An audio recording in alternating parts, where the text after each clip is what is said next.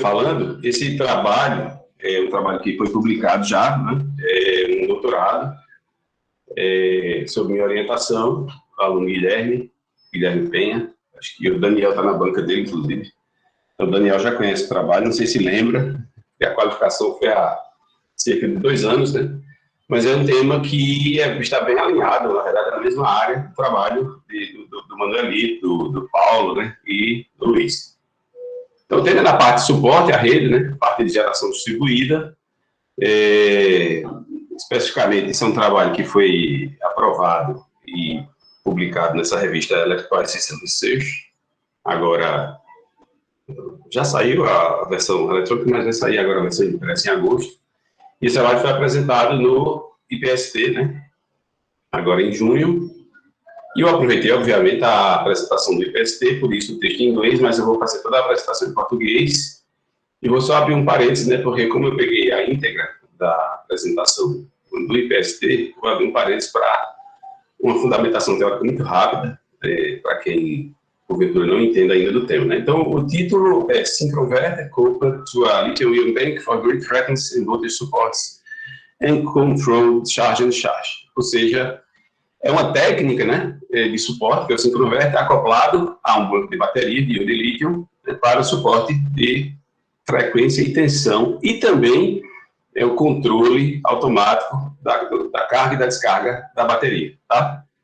Então, a apresentação vai ser dividida em introdução, onde eu vou justamente tentar fazer essa fundamentação para que o resto da apresentação fique clara, tá? Depois o synchroinverter em si, né? E alguns resultados que a gente obteve, e as conclusões e expectativas para trabalhos futuros, tá? Então, acho que, nesse momento, eu vou abrir esse parênteses que eu falei para vocês, vou vir aqui, no outra tela que não faz parte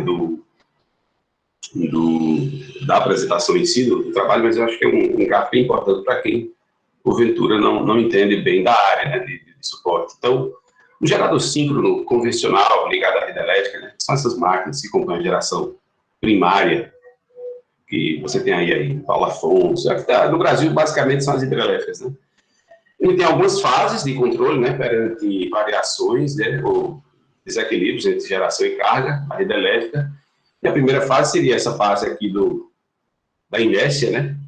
Especificamente, o nome controle aqui não cabe muito para os geradores convencionais, e sim mais para a geração distribuída, quando ela quer emular esse comportamento da geração convencional síncrona.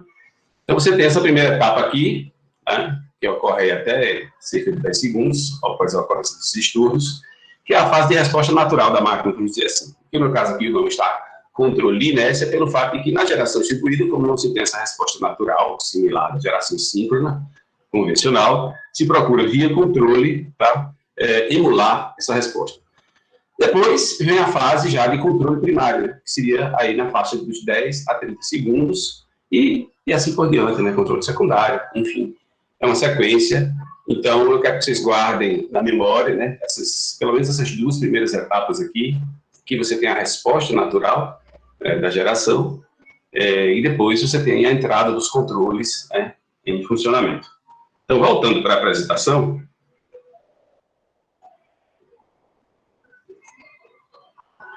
e dando sequência aqui, a gente tem as técnicas que primeiro apareceram aí. Vou pedir desculpa por essa primeira figura, realmente não está boa, não é de um artigo próprio, né, ou de um trabalho próprio, foi pego, uma figura que eu achei muito boa, e que eu peguei e a qualidade não estava muito boa, tá?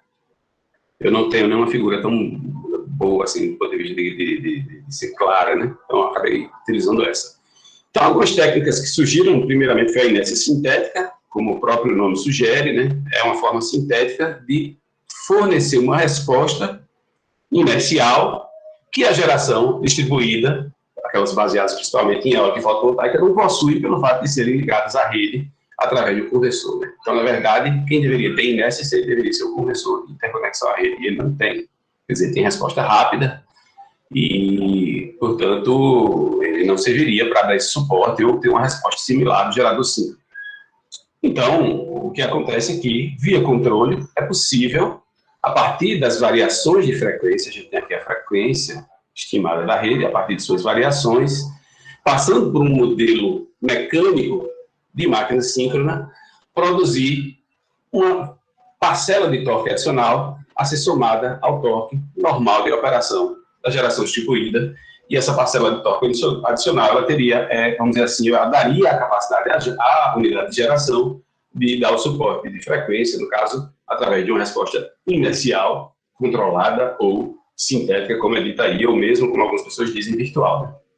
Então, a resposta seria similar a essa aqui, ou seja, a partir do ponto de entrada de operação do controle, há um degrau positivo aqui, no fornecimento de potência ativa. Hoje, para o ON, essa regra é essa aqui, através do submódulo 3.6, né, do PRODIST, 10% a mais, à medida que é identificado ou estimado essa variação para baixo, né, da frequência, e aí, a partir daqui, a frequência que estava em franca queda, ela começa a reagir, e a tendência é que essa frequência tenha uma facilidade, ou pelo menos enquanto o caminho de volta para o seu valor pré-falta, certo?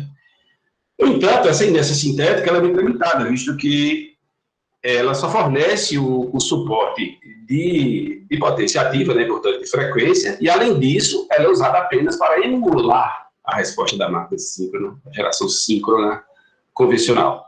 Então, ela dá esse suporte naquela primeira fase do gráfico que eu mostrei para vocês, que é aquela fase em que a máquina síncrona daria a sua resposta natural, e depois, essa resposta natural deixa de efetivamente dar suporte, né? E seria necessário, quando entra aquela segunda etapa, os controles entrarem em atuação, que de fato é o que acontece, né? Só que na máquina síncrona convencional, o que é que acontece? Entra em ação o AVR, juntamente do PSS, em português seria o regulador automático de tensão, juntamente do estabilizador. E pelo outro lado, ainda tem o suporte de tensão. Desculpa, eu falei ao contrário. Ainda tem no suporte de frequência, entra em ação o regulador de potência, e, por outro lado, ainda tem o suporte de tensão, que a inércia sintética não faz, onde aí sim você tem o AVR e o PSS, que são o regulador de tensão e o sinal estabilizador. Eu só fiz uma troca aí rapidamente, tá? Mas é isso. Então, a inércia sintética é limitada por isso, primeiro, porque ela só dá o suporte de potência ativa e, portanto, de frequência, tá? E só naquela fase inicial, onde ela tenta imitar a resposta ou reação da máquina ao desequilíbrio de geração e carga, tá certo? Enquanto que uma máquina síncrona real, ela, além desse suporte, ela também tem o suporte de tensão. E ainda mais, né? Esse suporte de frequência não é dado só nessa fase inicial. Também ele é dado depois, né? A fase inicial não tem suporte de controle. Tem o suporte, que é a própria reação da máquina, por ter essa inércia, né? Então, bom, vários eventos vão acontecer, eu acho que não dá nem tempo de explicar aqui, mas, posteriormente, os controles que eu citei vão entrar em atuação. Então, devido a isso, a inércia sintética é um método bastante limitado, que está um pouco distante da resposta de uma máquina síncrona real. E aí vem os melhoramentos, né? Então, assim, acho que nessa escala cronológica aí, o que vem depois seria o Drup Control, tá? E, na verdade, o Drup Control nada mais é do que uma imitação do que ocorre justamente com os controladores de tensão e de velocidade da máquina síncrona real. Ou seja, se naquela segunda fase, em que você tem o suporte já dos controladores, você tem um regulador de velocidade, e algumas pessoas chamam de regulador de potência, ou se você for num livro em inglês, você vai encontrar o nome governor, né? Então, nada mais é do que um Drup Control, aquilo ali, tá? Só que um Drup Control para uma máquina real. Então, aqui o que há é uma imitação do controle. A gente tem, para uma resposta em que haja uma variação de frequência, a gente tem uma resposta baseada num ganho proporcional, num Drup Gain, tá? Que vai fornecer o que determinadas variações de frequência, de F0 para F1 ou de F1 para F0, respectivamente subindo ou baixando a frequência, corresponderão efetivamente a um ΔP que está variando entre P0 e P1 sobre essa reta aqui, tá? Por isso que é um ganho proporcional. Então, esse é o básico, tá? Existem, vamos dizer assim, desdobramentos desse tipo de grupo, né? Mas a gente não vai entrar em detalhe. A gente está só citando aqui a questão assim mais genericamente, né? E para o AVR, né, juntamente com o PSS, que seria o regulador de tensão automático, juntamente com o sinal estabilizador, que eu também não vou aqui explicar exatamente o que é que um faz, mas assim, os dois juntos, no final das contas, dão suporte de tensão e de reativos, né?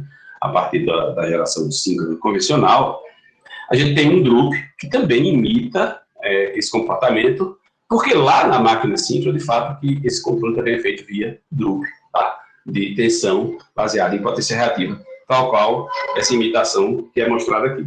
Então já há um melhoramento, que é importante ficar claro é isso, já há um melhoramento, ou seja, você sai de uma estratégia que tem apenas o suporte de potência ativa para a frequência, tá? E depois você já vem para uma técnica melhorada, porque tem, além do suporte de reativo, ou desculpa, de ativo para a frequência, tem o de reativo para a tensão, tá? Então, seguindo essa ideia aí, surgem as estratégias de máquina síncrona virtual, que são bem recentes, né? E eu não vou explicar muitos pormenores, mas basta a gente perceber o seguinte, que a gente tem um modelo elétrico que imita realmente o estator de uma máquina síncrona, tá? E aqui abaixo, um modelo mecânico que imita a equação de oscilação eletromecânica dessa mesma máquina síncrona. Então, baseado em sinais de referência de tensão interna da máquina síncrona, de torque, né, de malhas externas de controle, aqui há a geração de uma tensão a ser imposta, que ela tenta, vamos dizer assim, virtualmente, emular o comportamento da máquina síncrona, dando suporte tanto da parte de tensão como da parte de potência. Eu quero deixar claro que essa é uma explicação bastante, vamos dizer assim, insuficiente, né? Se entender bem, a estratégia de máquina síncrona virtual, mas qualquer coisa a gente pode voltar depois e eu posso detalhar, ou se alguém me fizer a pergunta posteriormente, a gente pode até discutir melhor. O que é importante perceber, né, dentro do foco que eu estou querendo dar essa apresentação? É que a gente tem uma evolução, né? Saindo da inércia sintética, que dá o suporte só nos primeiros momentos, e só de ativos, né? A gente parte para o Drup, tá?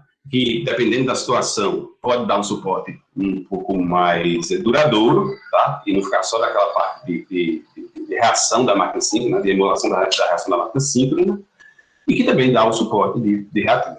Aqui a gente já tem uma outra situação, né? Que é a situação de máquina síncrona virtual, que realmente tem um modelo que descreve o comportamento elétrico e mecânico de uma máquina síncrona real. Inclusive, podem ser agregados em malhas anteriores à geração dessas duas referências, a referência elétrica, de tensão interna, e a referência de torque, que seria para a parte mecânica, podem ser agregadas malhas de controle, simulando o efeito justamente dos controles reais da máquina síncrona, que são o AVR mais PSS, para o caso do suporte de tensão, e do controle do governo, né, que seria o controle, o regulador de potência, para o caso do suporte de frequência.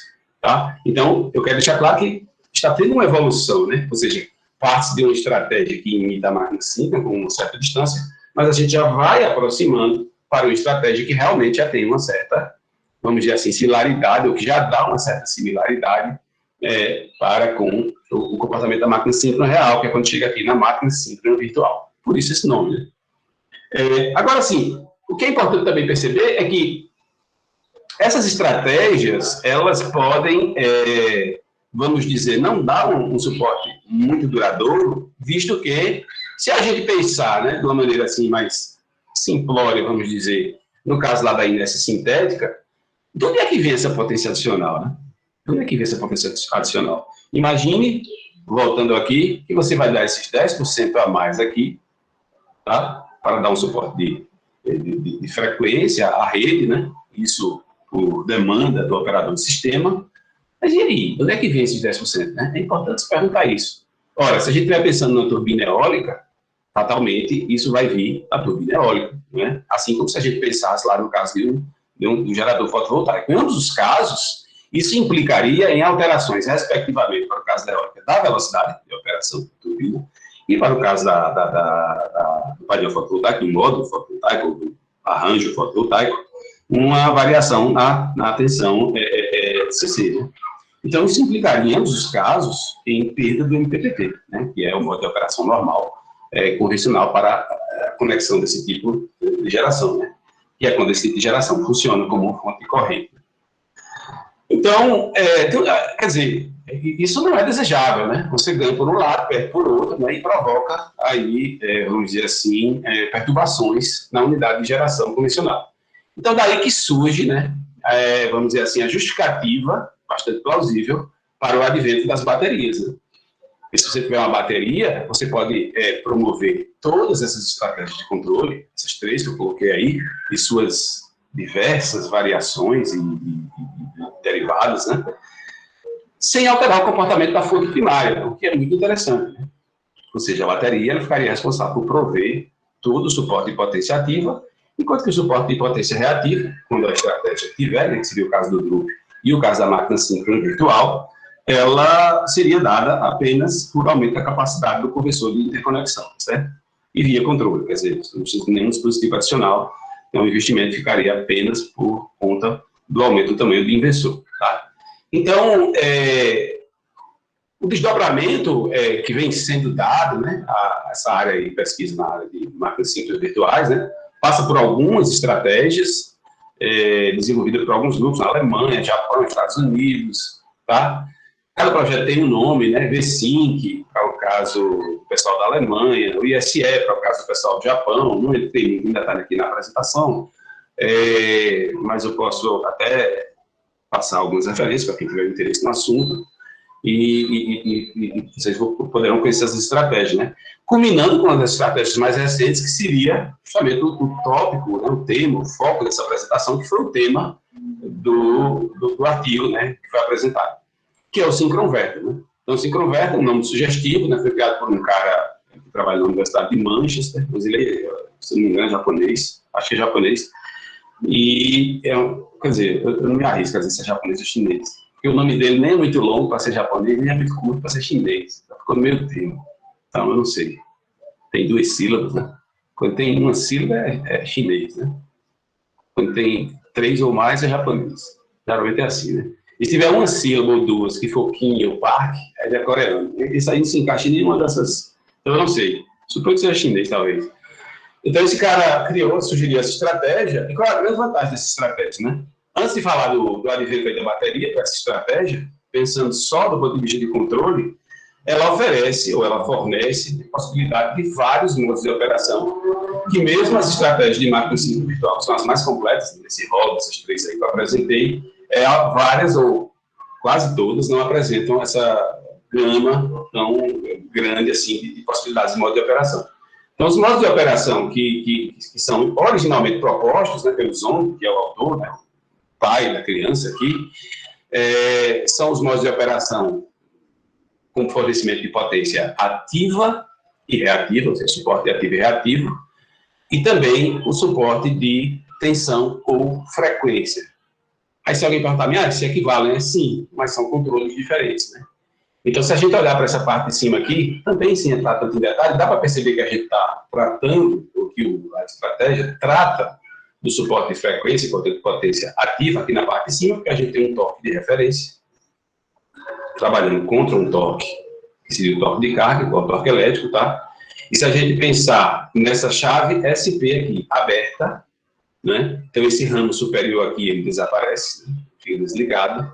Portanto, a gente vai ter um suporte de frequência direto, porque a máquina síncrona virtual representada por esse diagrama de blocos aqui, em que aqui a gente tem o torque resultante, passando por um sobre o momento de inércia, né? Integrando, isso vai resultar na velocidade, integrando mais uma vez, vai resultar no ângulo. Então, a gente percebe essa velocidade sendo comparada com a velocidade de referência, que para o caso da nossa rede é os 60 Hz, né?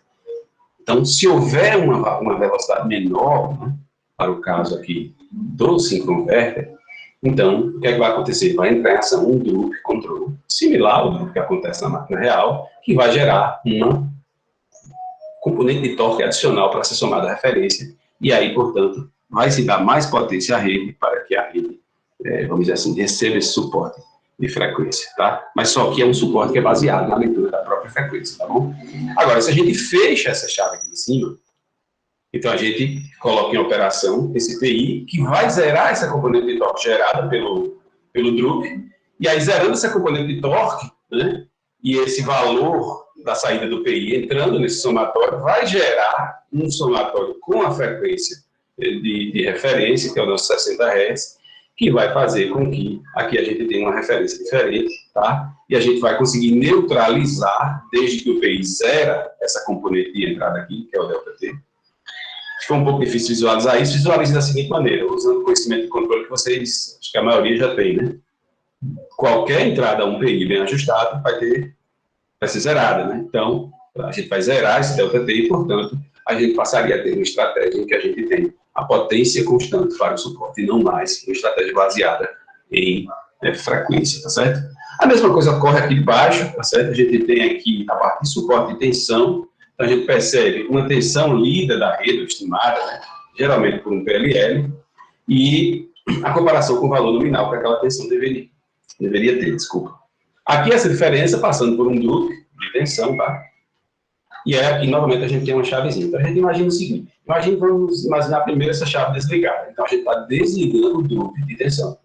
Então, ao contrário do que ocorre lá em cima, a chave desligada faz com que aqui a gente tenha um controle com potência reativa constante. Porque a gente tem um controle, que a gente tem a potência de referência sendo comparada à potência medida lá no barramento de interligação. E é um controle puramente de potência, ou seja, baseado em potência. Essa potência pode variar, mas aí, segundo, vamos dizer assim, a determinação do operador de sistema, ou mesmo de alguma malha externa que cumpra alguma lei de controle também originária do lado do sistema.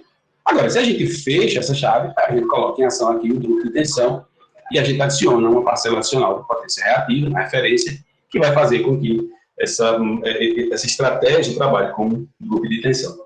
Então, a gente tem 6 possibilidades, né? Porque a gente tem 2 em cima e 2 embaixo, quer dizer, 6 não. Falei besteira agora, 4, né? A gente tem 4 possibilidades de operação que algumas estratégias de máquina síncrona virtual também oferecem, mas já dentro do trabalho do Guilherme, a gente conseguiu agregar estratégias, ou melhor, funcionalidades ao SyncroVerter, né? Que originalmente não foram vislumbradas, ou se foram, não foram ainda propostos, e que a gente não conseguiu vislumbrar essa adição dessas funcionalidades a outras estratégias. Né? Quer dizer, o Guilherme ele começou trabalhando, comparando as principais estratégias de máquina síncrona virtual, e percebeu no SyncroVerter essas capacidades de agregar essas funcionalidades. Né? Porque, pensem bem, a gente tem uma unidade de geração que é uma unidade de geração distribuída, assim, qualquer coisa. Né? Então, ela não vai funcionar só quando ocorre distúrbio, ela precisa funcionar quando a rede está funcionando normalmente, como uma fonte de corrente. Né? E como fonte de corrente, ou seja, quando não há variação de frequência, ela precisa ter as capacidades que um controle convencional de uma geração distribuída tem, que seria o quê? Seria o controle do lado da rede, que toda geração fotovoltaica de pequeno porte fornece. Né? Então, o Guilherme conseguiu agregar essa funcionalidade aqui através do controle da tensão CC, né? E isso, vamos dizer assim, possibilita o SyncroVerter de atuar sem ser em conjunto com a estratégia de controle convencional. Ou seja, para você ter uma estratégia de controle de suporte à rede, que, portanto, só vai entrar em operação quando a rede passar por algum distúrbio, você necessariamente precisa, durante esse distúrbio, chavear da estratégia convencional para a estratégia de suporte.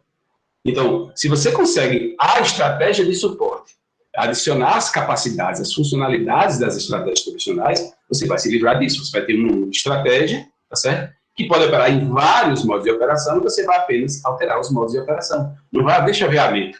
O que vai haver necessariamente é apenas uma mudança da forma de trabalhar ou de operar dessas estratégias de controle. Então, a gente vislumbrou, né, dentro do trabalho do Guilherme, a adição do controle da tensão de nível CC, né, lá do barramento CC, do LCC, do conversor back-to-back, que é o que ocorre para a maioria dessas gerações distribuídas, tanto eólica quanto fotovoltaica, né, é um back-to-back, porque é full converter, né, estratégia, só o DFIG, que não tem essa característica, tá certo?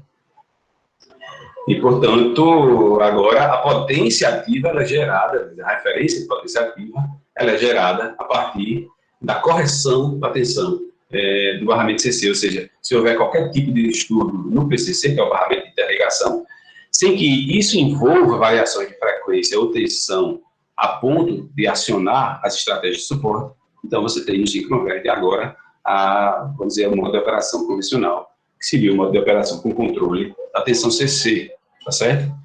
E também, dentro do trabalho do Guilherme, a gente conseguiu adicionar outra funcionalidade, que foi a questão da inércia sintética. Né?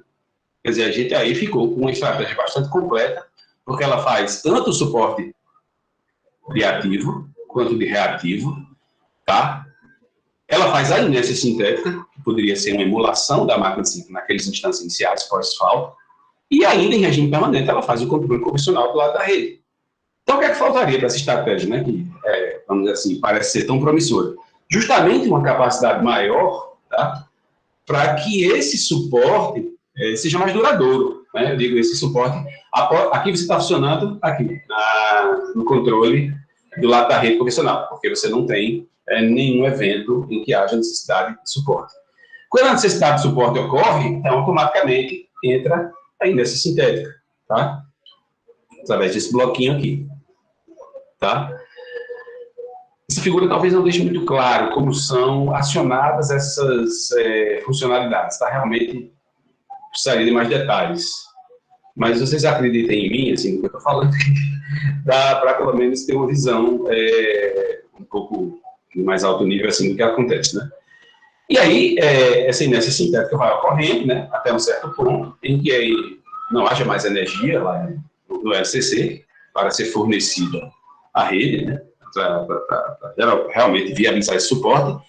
E se chegasse ao ponto de precisar de extrair potência lá da unidade primária de geração, isso deixaria de ser interessante, né?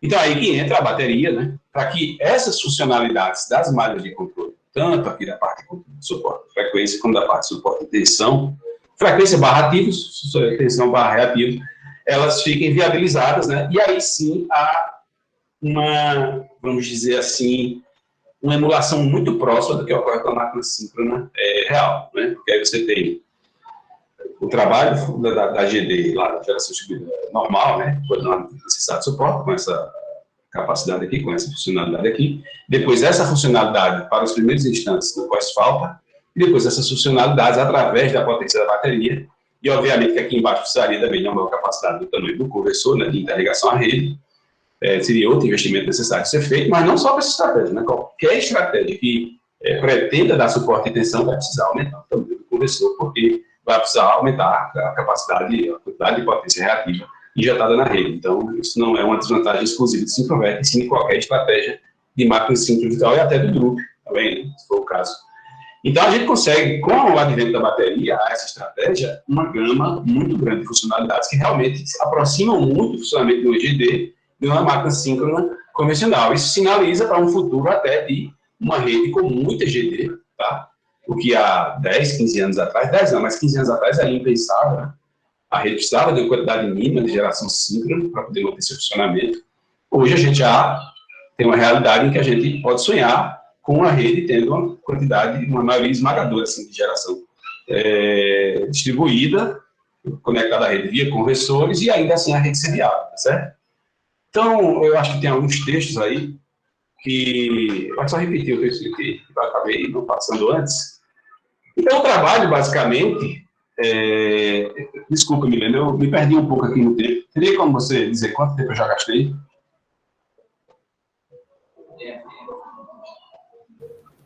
Professor, eu não sei exatamente quanto. Olha, falta pouco. Talvez eu já tenha estourado o tempo, eu realmente perdi a conta aqui. Eu não sei mais que hora eu comecei, porque eu fiz uma anotação, mas depois houve mais alguma conversa, uma anotação do tempo aqui, houve mais alguma conversa do Sandy. Mas eu vou finalizar em 2 minutos, tá? Então, o funcionamento do Syncrovert, né, tendo uma visão assim mais dentro do sistema elétrico, a gente tem aqui uma unidade de geração, que pode ser uma eólica ou uma fotovoltaica, por serem as mais comuns, mas obviamente qualquer outra geração distribuída também caberia aqui, até porque o Syncrovert está aqui no conversor do lado da rede e ele não tem nem noção do que é que tem lá antes do conversor do lado primário, certo? Então, enfim, pode até ser uma geração híbrida, que envolva vários tipos várias modalidades de sistema de conversão de energia, tá? A bateria é simplificadamente representada aqui com a resistência interna ligada, no nosso caso, foi por um IGBT, tá? Ligado em paralelo ao link CC. O link CC que pode ser, como eu falei, ou link CC único, para várias unidades de geração, ou cada link CC de uma unidade de geração em particular, todos associados em série, né? E pode ser só uma dessas também, né? Com esse link CC aqui, ligado diretamente a esses 2 terminais da bateria aqui. E aqui, onde a gente tem o conversor do lado da rede, aqui tem o filtro, né? Aqui o barramento da rede, a gente tem justamente a leitura dos sinais lá no barramento de interligação, que a gente chama de PCC, né? Point of Common Coupling. E aqui toda a parte de modelagem da máquina síncrona virtual, tá certo? Todo o modelo, e aqui a geração dos pulsos através de um comando PWM, que no nosso caso foi um PWM escalar. E toda a parte de sincroconverter que foi apresentada na figura anterior, com todas as capabilidades, né, ou capacidades, ou funcionalidades que a gente já conseguiu agregar essa técnica dentro do trabalho do Guilherme, estão aqui dentro desse modelo, tá? Então, eu acho que essa apresentação poderia já se encerrar por aqui, mas só a título de curiosidade, eu trouxe aqui algumas simulações que foram apresentadas no artigo, eu vou falar muito rapidamente delas, tá certo? Bom, eu queria muito que o Guilherme tivesse feito isso experimentalmente, porque nós temos uma bancada com define, né? Mas o Guilherme está muito, vamos dizer assim, ansioso por fazer um concurso e defender o doutorado. Então, ele meio que já disse que não vai fazer. Fiquei meio sem ter o que fazer, né? Então, um próximo aluno aí que tenha um mestrado, enfim, para quem tiver algum interesse no mestrado em continuar isso, a gente vai realmente... A gente já tem a bancada funcional, né? Então, na verdade, essa bancada nem foi montada para esse trabalho, já é do trabalho anterior, mas ela está lá só esperando alguém chegar lá e colocar o sincroconverter e a bateria, né, para a gente realmente tornar esses testes aqui práticos. Mas, enfim, nos testes que a gente fez, né, com todos os modelos próprios do Simulink, desde a fonte primária de conversão, passando por máquina e conversores, tudo é modelo próprio. A gente tem um primeiro caso de teste aí, e a gente não está testando, vamos dizer assim, a operação do sincroconverter, e sim mostrando a capacidade que essa técnica tem com as funcionalidades que nós agregamos. Nós estamos tentando mostrar aí que cada uma dessas funcionalidades ela funciona, de fato. O sincroconverter consegue fazer isso que a gente está dizendo, né? Então, não há uma sequência, assim, do ponto de vista de operação de rede, em que ela está funcionando normal, aí ocorre a necessidade de suporte, aí ocorre também na ordem, primeiro nessa sintética, depois o suporte via controle, né, quando a bateria entra. E sim, a gente testa essas funcionalidades todas separadamente, só para mostrar que elas funcionam. Obviamente que se cada uma funciona, elas juntas vão funcionar também, né? Não juntas, mas sim em sequência, para realmente imitar, emular o funcionamento da máquina síncrona. Então, a primeira funcionalidade é o controle normal, né, do lado da rede, sem suporte de poder ativo nem de reativo. O que ocorre é apenas um distúrbio na rede, né, em que a gente percebe que a tensão, na verdade, o que ocorre é um afundamento de tensão no PCC, tá? E a gente percebe que esses afundamentos e elevações de tensão são realmente compensados pelo sincroconverter. Veja que há um primeiro evento aqui a 2 segundos, mas o sincroconverter consegue, a partir do aumento da referência de potência ativa, que é essa potência azulzinha aqui, né? E ele consegue fazer com que a tensão CC volte para o seu valor de regime, esse valorzinho azul. Da mesma maneira, quando ocorre uma elevação de tensão, ele também consegue fazer isso, né? E, na verdade, eu falei uma coisa errada aqui. Na verdade, o que ocorre o afundamento, que é o fim do afundamento aqui, outro afundamento. Acabamos não colocando aí a elevação de tensão como um caso de estudo, mas deveríamos ter colocado. Aí aqui tem alguns gráficos, né, que, sei, pelo tempo eu nem vou mencionar muito. Um segundo caso que a gente mostra aqui, ainda dentro dessa primeira funcionalidade, né, que é o controle normal do lado da rede, que não dá só suporte ativo através do controle de VCC, mas também dá o suporte reativo, ainda que um suporte, não um suporte para valer, né, mas apenas aquele controle de reativo. Realmente, quando ocorre esse afundamento, que agora sim é mostrado aqui no PCC, né, a gente tem realmente uma, vamos dizer assim, via controle, né, uma interferência no valor, ainda dentro da falta. Aqui a falta, ela há uma correção do valor da tensão através de suporte reativo, tá? Então, também fica mostrado, assim, através dos gráficos, que houve tanto suporte, não suporte, mas o controle da malha de tensão, CC, e, consequentemente, a potência ativa, né, sendo controlada, e agora a gente vê também o controle da outra malha, que seria o controle de reativo, mas o convencional, né, sem ser o suporte ainda. Aí aqui sim a gente entra no primeiro caso, que a gente vai ver o suporte sendo dado, tá certo? Aqui o Guilherme colocou numa ordem que poderia ter sido diferente, ele colocou direto o suporte via regulação de potência ativa, através do sincroconverter. A gente percebe que foi provocada intencionalmente aqui uma queda na frequência da rede. Eu não lembro exatamente agora como é o alimentador que a gente simulou para esse estudo, mas é um alimentador de um sistema europeu, por isso que a frequência é 50 Hz, e a gente tem aqui uma queda da frequência devido a um distúrbio que foi provocado, tá? E com essa queda de frequência, né, que é o ômega grid, né, a frequência singular da rede, a gente percebe, que se ocorre a 5 segundos, a gente percebe imediatamente após 5, o sincroverte aumentando o seu fornecimento de potência ativa, tá? Então, isso aqui é a regulação de frequência. Porque o que é que ocorre? A gente percebe que há uma mudança na potência reativa fornecida pelo sistema. E, particularmente, é o modo de operação com suporte de frequência e potência ativa, mas com referência de potência constante, que é uma daquelas duas possibilidades, no caso, lá daquela figura do sincroverte, com aquela chave lá de cima, SP, ligada, tá? Que aí ele zera aquele adicional de referência de torque, e aqui é, portanto, dado um suporte à rede, mas com potência constante. A gente percebe que, com a bateria agregada, né, a partir de 5 segundos, há uma queda do carregamento da bateria, tá?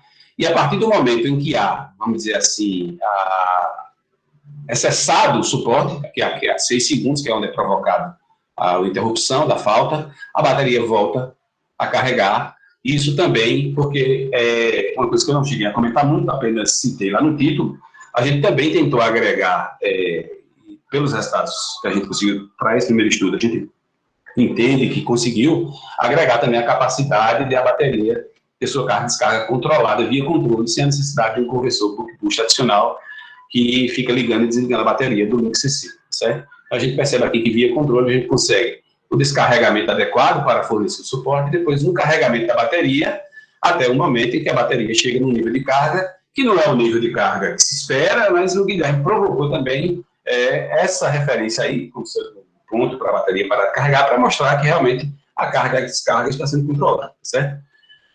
O problema evento, e vamos dizer assim, sem ser simultaneamente ao suporte de frequência e potência ativa que foi mostrado no caso anterior, também para esse caso C, foi testada aqui a emulação da inércia sintética, a gente conseguiu um resultado bastante similar ao que é reportado na literatura. Se vocês olharem para esse gráfico de cima, a gente vai perceber que a gente colocou uma inércia sintética ou virtual aqui de 0,1, né, quilograma vezes metro quadrado, para o caso do gráfico em vermelho, e de 10 vezes menor, né, esse momento de inércia, para a velocidade em azul. Então, o que eu estou dizendo aqui não é que a velocidade é igual a 0,1, não. É a velocidade em vermelho, é a velocidade para o momento de inércia, de 0,1 kg por metro, vezes metro quadrado. Enquanto que a verde é para um momento de inércia 10 vezes menor. Então, perceba que a queda é bem menor, né, para você ter uma inércia maior. Então, também a gente verifica que está sendo feita a inércia sintética com o sincroverte, né?